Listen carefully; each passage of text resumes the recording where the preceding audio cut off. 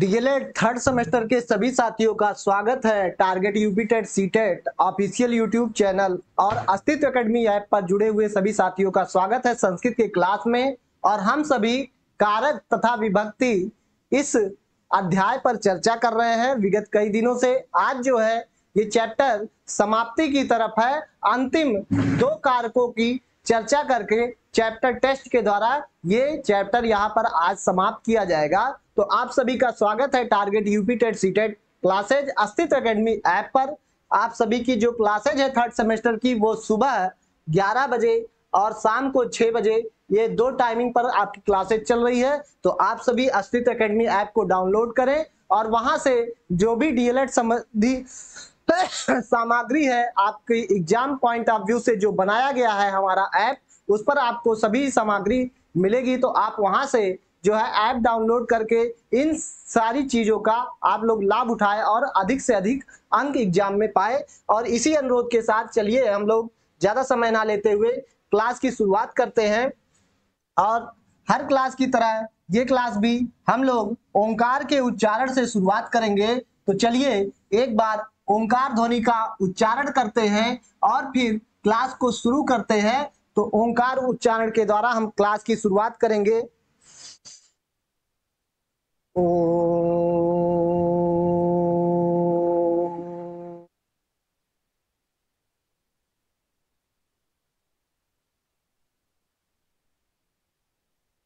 तो चलिए हमारा जो ये अध्याय है कारक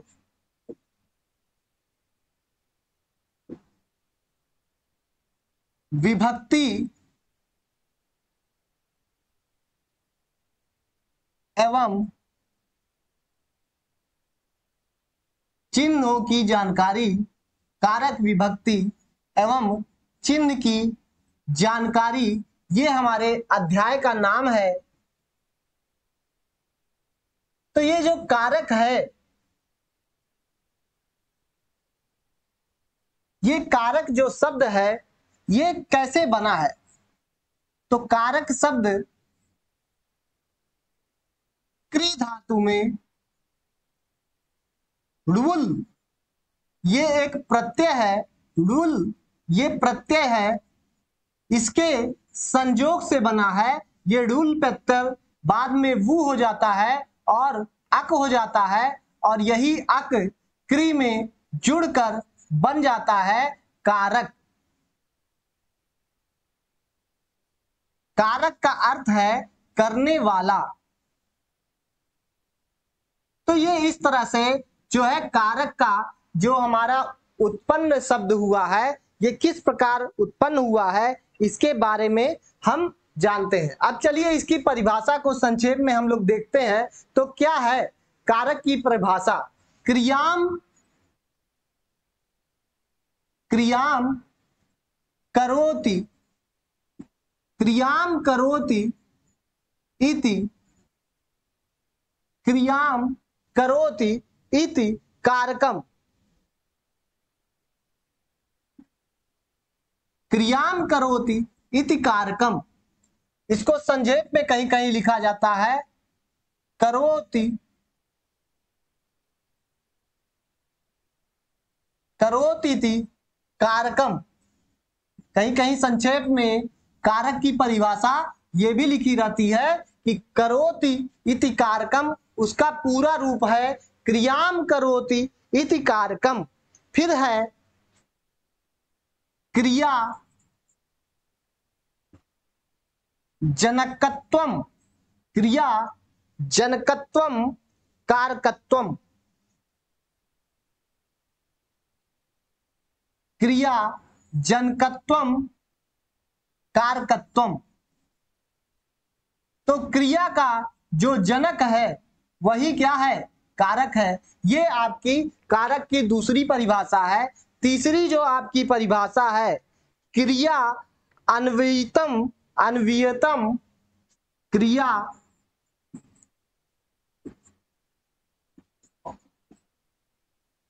क्रिया अन्वयित्वम, क्रिया अन्वयित्वम कारकत्वम। तो ये तीन परिभाषा है क्रिया कारक की ये 3 परिभाषा है। जो भी आपको आसान लगे वो परिभाषा आप लोग याद कर सकते हैं। करोति इति कारकम, ये एक परिभाषा है जिसका मतलब है क्रियाम करोति इति कारकम। फिर है क्रिया जनकत्वम कारकत्वम, क्रिया जनकत्वम कारकत्वम, और फिर है क्रियान्वयित्वम, क्रियान्वयित्वम कारकत्वम। तो कहते हैं क्रिया का साक्षात संबंध जिससे होता है उसे ही कारक कहते हैं। कारक किसे कहते हैं कि क्रिया के साथ जिन शब्दों का संबंध रहता है, क्रिया के साथ जिन शब्दों का संबंध रहता है उन्हें ही हम क्या कहते हैं, कारक कहते हैं। तो ये कारक की 3 परिभाषाएं हैं जो आप देख सकते हैं, इसे याद कर सकते हैं। अब हम आते हैं कारकों की संख्या। क्या आते हैं, कारकों की संख्या। कितने कारक होते हैं? तो कारकों की संस्कृत में जो संख्या है वो है 6। 6 कारक होते हैं। कितने कारक होते हैं? 6 कारक। कौन कौन से? तो देखिए यहां पर नंबरिंग से लिखा जा रहा है। कर्ता कारक, दूसरा कर्म कारक, तीसरा करण कारक, चौथा संप्रदान कारक, पांचवा अपादान कारक,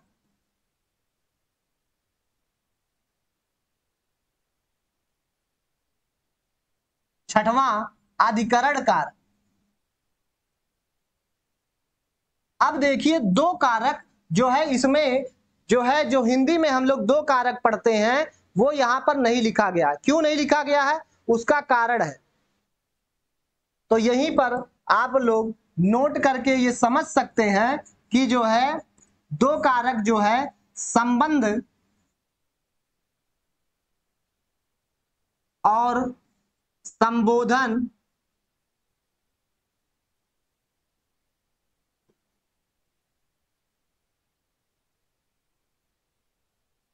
कारक नहीं है। ये क्या है? कारक नहीं है। इसका क्या कारण है? क्यों ऐसा क्यों है? क्योंकि इनका क्रिया के साथ साक्षात संबंध नहीं है। क्योंकि इसका एक ही रीजन आप देंगे, क्योंकि इनका क्रिया से साक्षात संबंध नहीं है, इसी कारण ये जो है कारक नहीं है। क्रिया के साथ जिनका साक्षात संबंध होता है उन्हीं को हम कारक कहते हैं, और संबंध कारक और संबोधन कारक का क्रिया के साथ साक्षात संबंध नहीं होता है, इसीलिए इनको कारक में नहीं काउंट किया जाता है, नहीं गिना जाता। तो ये आपके 6 कारक हैं। अब इनका चिन्ह भी आपको याद होना चाहिए। पिछली क्लासेज में बताया गया है, यहां पर एक बार दोहरा दिया जा रहा है। तो ये क्या क्या चिन्ह होते हैं? तो देखिए इनके जो चिन्ह हैं वो है ये आपका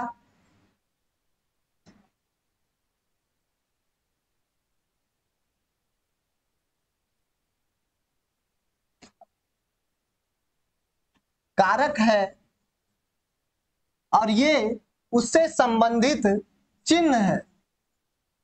कैसे हम पहचानेंगे कि ये कौन सा कारक है? तो चिन्हों से पहचान होती है कि ये कौन सा कारक है। तो देखिए कर्ता जो कारक है, जो पहला है कर्ता कारक, उसका चिन्ह है ने। क्या चिन्ह है? ने। फिर दूसरा जो है कर्म कारक, कर्म कारक का जो चिन्ह है वो है को। क्या है? को। तीसरा जो है करण कारक है, करण कारक का जो चिन्ह है वो है से। कर्ता ने कर्म को करण से के और से या के द्वारा, ये 2 शब्द है, से के द्वारा। फिर आते हैं चौथा जो है ये है आपका संप्रदान, संप्रदान कारक। इसका जो चिन्ह है वो है के लिए। क्या है? चिन्ह के लिए।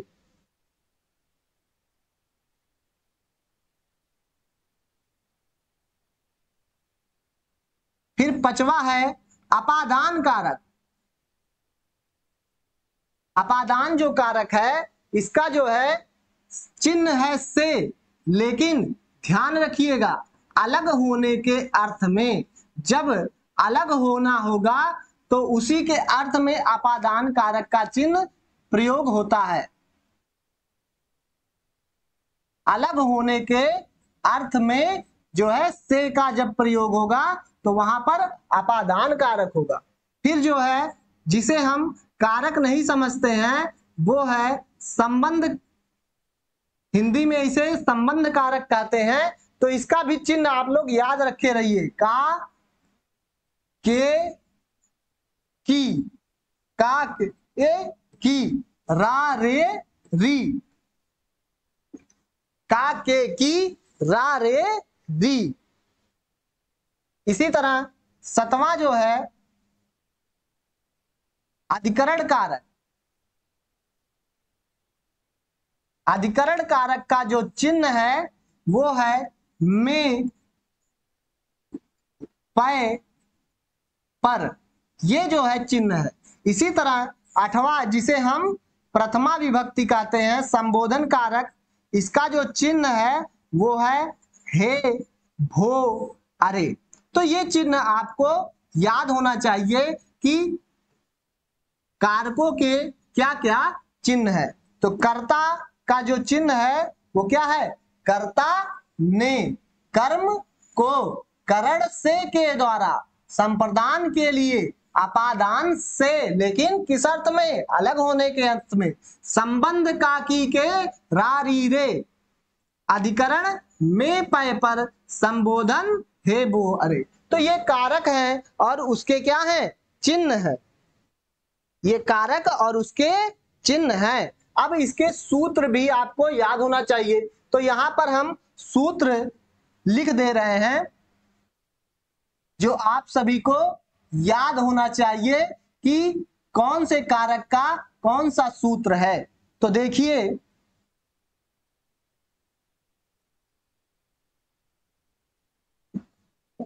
जो कर्ता कारक का सूत्र है वो है स्वतंत्र कर्ता।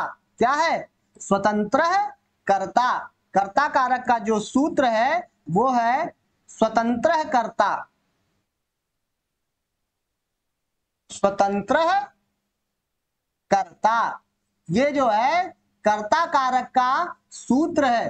कर्ता कारक का सूत्र क्या है, स्वतंत्र कर्ता। स्वतंत्र कर्ता जो है ये कर्ता कारक का सूत्र है। ये आप लोग जो है समझ लीजिए कि स्वतंत्र कर्ता जो सूत्र है ये किसका है, कर्ता कारक का है। इसी तरह से कर्म कारक का क्या है, इप्सित, इप्सित तमम, इप्सित तमम, इप्सित तमम कर्म, इप्सित तमम कर्म। तो ये जो है कर्म कारक के लिए जो सूत्र है वो क्या है, इप्सित तमम कर्म, कर्म, साधक तमम करण, साधक, साधक तमम, साधक तमम क्या है, करण कारक है। साधक तमम, साधक तमम करण। फिर है कर्मणा यम अभिप्रैति, कर्मणा यम अभिप्रैति संप्रदान।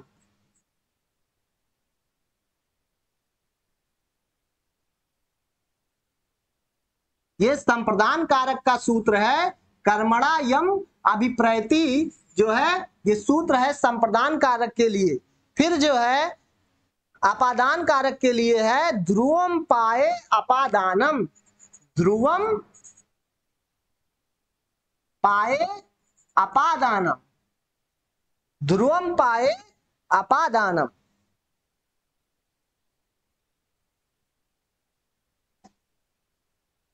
ध्रुवम पाए अपादानम। तो ये जो है सूत्र है अपादान कारक का। संबंध कारक का कोई सूत्र नहीं है। अधिकरण कारक का जो है सूत्र है आधारो, आधारो अधिकरणम, आधारो अधिकरणम।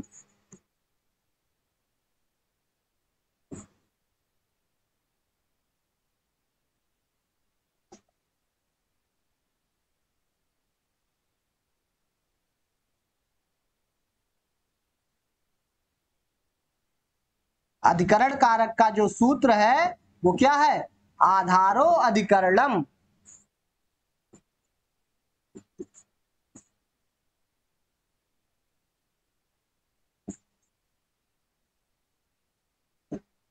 तो इस तरह से ये जो है सूत्र जो है हर कारक के लिए अलग अलग सूत्र हैं जो आपको याद रखना है। तो ये हो गया कारक और उसका चिन्ह और उसका सूत्र। तो कर्ता के लिए जो सूत्र है वो क्या है? स्वतंत्र है कर्ता। और कर्म कारक के लिए जो सूत्र है वो क्या है? इप्सित तमम कर्म। करण कारक के लिए जो सूत्र है वो क्या है? साधक तमम करण। साधक तमम करण।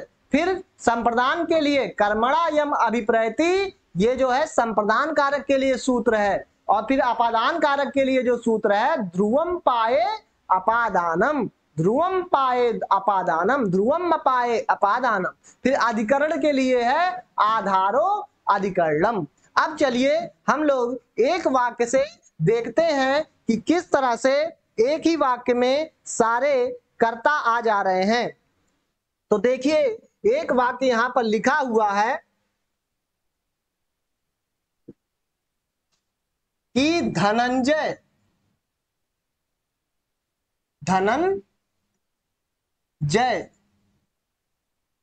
ने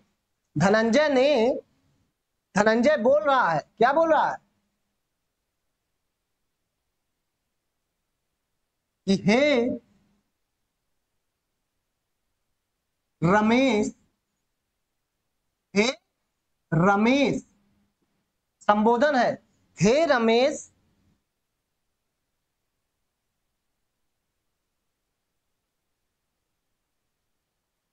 सुरेश के पुत्र, हे रमेश सुरेश के पुत्र, हे रमेश सुरेश के पुत्र माधव, माधव ने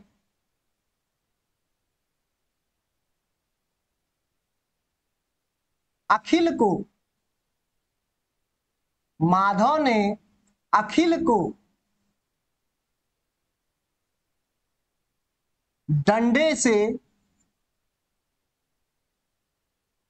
माधव ने अखिल को डंडे से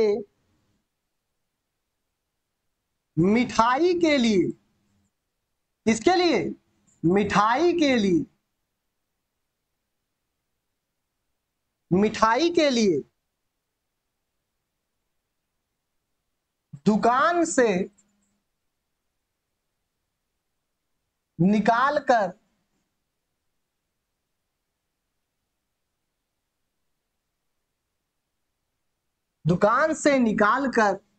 सड़क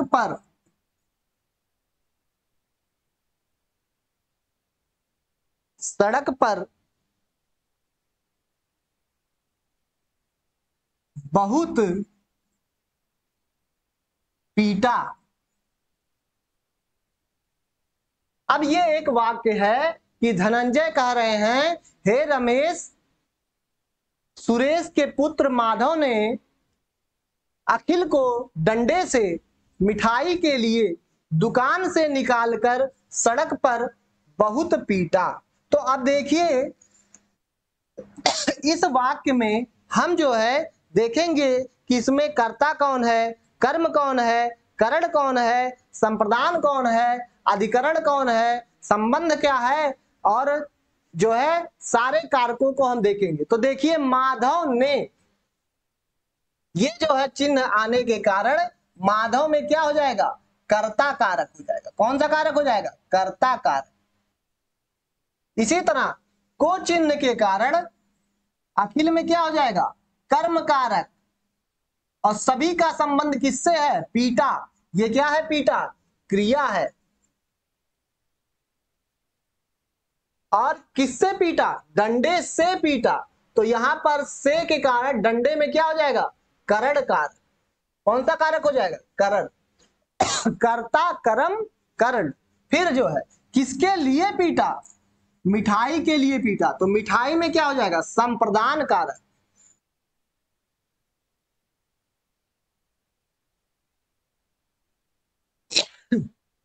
फिर कहां से निकालकर, तो दुकान से, लेकिन ये अलग होने के अर्थ में है। तो दुकान में क्या हो जाएगा, अपादान कारक। कौन सा कारक, अपादान कारक। अपादान कारक, दुकान में अपादान कारक हो जाएगा। सड़क पर, तो में पै पर, ये किसका चिन्ह है, अधिकरण। तो सड़क में क्या हो जाएगा, अधिकरण कारक।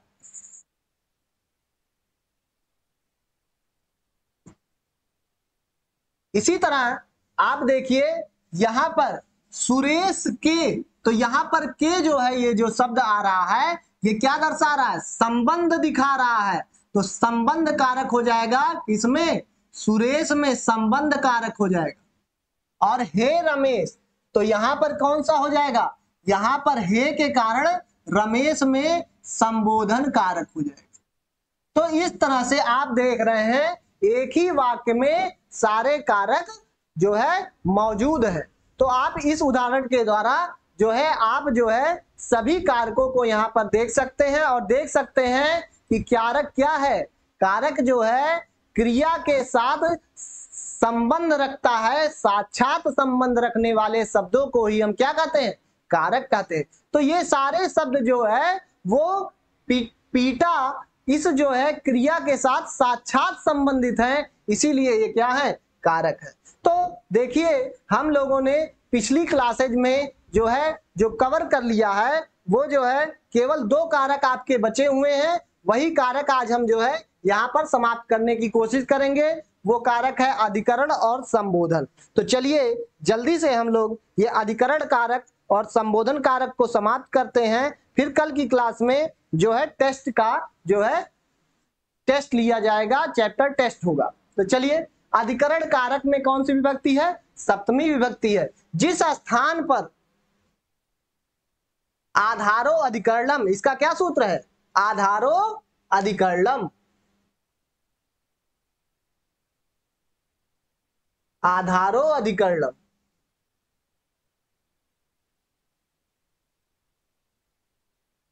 तो कह रहे हैं जिस स्थान पर या वस्तु पर कोई कार्य होता है, जिस स्थान पर या जिस वस्तु पर कोई कार्य होता है उसे अधिकरण कारक कहते हैं। इसमें जो चिन्ह होता है में पै पर, ये जो है चिन्ह होता है। जैसे वह वन में रहता है, कहां पर रहता है, जिस स्थान पर या वस्तु पर कोई कार्य होता है उसमें जो कारक होता है वो अधिकरण कारक होता है। तो वह वन में रहता है तो क्या हो जाएगा, सह वने वसति। तो यहाँ वने में जो है सप्तमी विभक्ति है। इसी तरह पक्षी वृक्ष पर बैठते हैं तो खगाह वृक्षे तिष्ठन्ति, तो वृक्ष में क्या हो गया, सप्तमी विभक्ति का प्रयोग हुआ। विद्यालय में छात्र पढ़ते हैं तो विद्यालय वह स्थान है जहां पर कार्य हो रहा है, तो क्या हो जाएगा, विद्यालय में सप्तमी विभक्ति का प्रयोग होकर विद्यालय हो जाएगा। विद्यालय छात्राः पठन्ति। मुनि आश्रम में रहते हैं तो क्या हो जाएगा, मुनि आश्रमे वसति। आश्रम में सप्तमी विभक्ति का प्रयोग हो जाएगा क्योंकि वहां पर अधिकरण कारक है। बगीचे में फूल खिलते हैं तो उद्याने पुष्पाणि विकसंति, तो उद्यान में क्या हो गया, अधिकरण कारक सप्तमी विभक्ति। मैं कानपुर में रहता हूं तो अहम कर्णपुरे वसामि, मैं कर्णपुर में रहता हूं तो यहाँ पर कानपुर में क्या हो गया, जो है यहाँ पर सप्तमी विभक्ति का प्रयोग हो गया। तो ये है आपका अधिकरण कारक। अब अंतिम जो कारक हमको पढ़ना है, हालांकि इसे कारक में नहीं गिना जाता है संस्कृत में, लेकिन पढ़ लीजिए, इसको भी जरूरी है। संज्ञा के जिस रूप से किसी की पुकार कर अपनी ओर आकृष्ट किया जाए उसे संबोधन करते हैं। तो संज्ञा के जिस रूप से किसी को पुकार कर अपनी तरफ आकृष्ट करते हैं वही क्या होता है, वही संबोधन होता है। और संबोधन में जो विभक्ति होती है वो कोई अलग विभक्ति नहीं होती है कि आप अष्टमी विभक्ति का प्रयोग कर दे, नहीं, संबोधन में सप्तमी विभक्ति ही होती है। और संबोधन शब्द के पूर्व भो, अरे, हे, रे आदि शब्दों का चिन्ह लगता है। जैसे हे ईश्वर मुझे सद्बुद्धि दो, तो यहाँ पर संबोधित किसको किया जा रहा है, ईश्वर को संबोधित किया जा रहा है। तो क्या हो जाएगा, हे ईश्वर देहि में सद्बुद्धिम, तो यहाँ ईश्वर में प्रथमा विभक्ति का प्रयोग किया गया है। इसी तरह हे मित्र इधर आओ, तो क्या हो गया, हे मित्र अत्र आगच्छ, तो इसलिए यहाँ पर कौन सी विभक्ति का प्रयोग है, यहाँ पर जो है प्रथमा विभक्ति का प्रयोग किया गया है। तो आज की क्लास यहीं पर समाप्त की जाती है और कल की क्लास में आपको इस चैप्टर पर आधारित जो चैप्टर टेस्ट है वो कराया जाएगा और ये क्लास यहीं पर समाप्त की जाती है। कल की क्लास में हम लोग मिलेंगे चैप्टर टेस्ट के साथ। और जो है जिस तरह से क्लास की शुरुआत में हमने ओंकार का उच्चारण किया था, उसी तरह क्लास की समाप्ति पर भी ओंकार के उच्चारण के साथ हम लोग क्लास को क्या करेंगे, समाप्त करेंगे। तो चलिए ओंकार का उच्चारण करते हैं और इसी के साथ क्लास को समाप्त माना जाएगा। ओ